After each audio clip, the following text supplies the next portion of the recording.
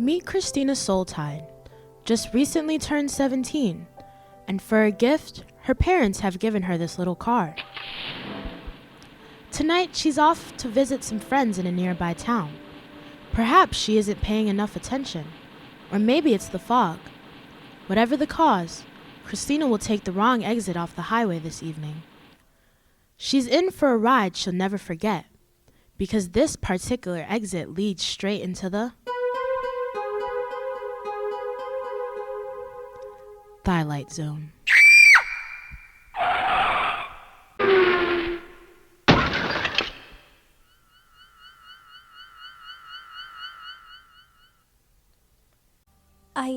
I can't see. Please state your name. Who are you? Perhaps you didn't hear the question. Where am I? Why do you have me here? I asked you a question. I'll answer it for you. Your name is Christina. Christina Soltide. How did you know that? How? Answer me. Who are you? Why am I here? Miss Soltide, I'm afraid that I have some rather startling news for you. I want to speak to my attorney. Attorney? Attorneys don't matter anymore. I have rights. Rights? Miss Soltide, you are dead. Dead? That's right. When? Does it matter? A few minutes ago? An eternity ago? It's all the same. Time doesn't pass the same way here. But how did I... Irrelevant. Miss Soltide, you were breathing, now you're not. The hows and the whys, the wheres and the whens, they don't matter.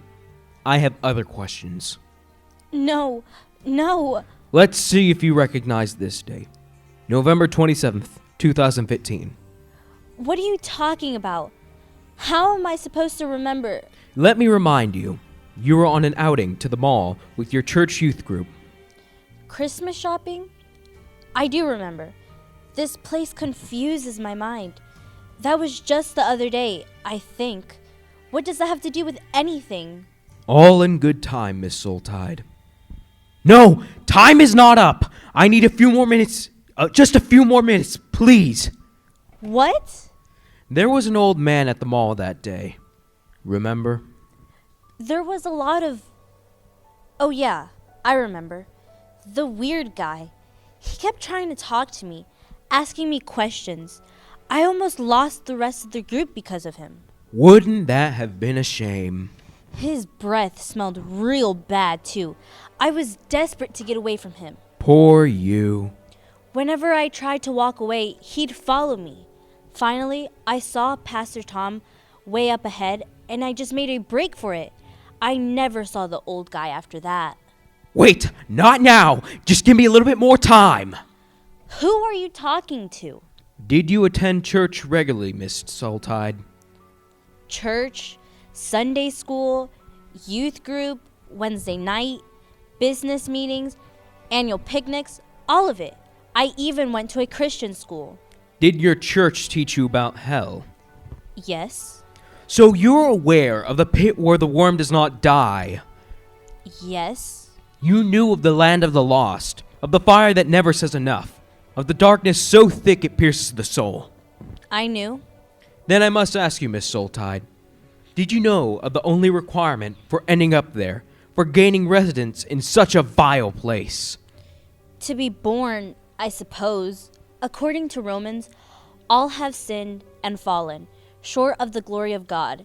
And as Pastor Tom always said, even one step short of heaven means hell. Hell needs no entry pass. To do nothing is to go there by default. And you knew about this. Interesting. Interesting indeed. Now you're going to have to hold on. Give me a little bit more time and you'll have your prize. Who else is here? I can't hear anyone, and you keep talking to them. What else did you learn at church, Miss Soltide? Well, we didn't really go to church to learn about hell. They taught us about it, but that was never the focus or the point. As I suspected. Then what? Pray tell was the point. Not what. Who? Jesus Christ, the Son of God.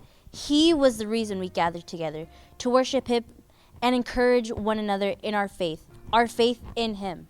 Then tell me, what relationship does this Jesus who you have worshipped with this hell that you are warned of? Relationship? None. That's just the point. Jesus is the only one who ever lived without sin. Therefore, without an eternal death sentence. He's the only one whose life ever warranted the right to keep on living.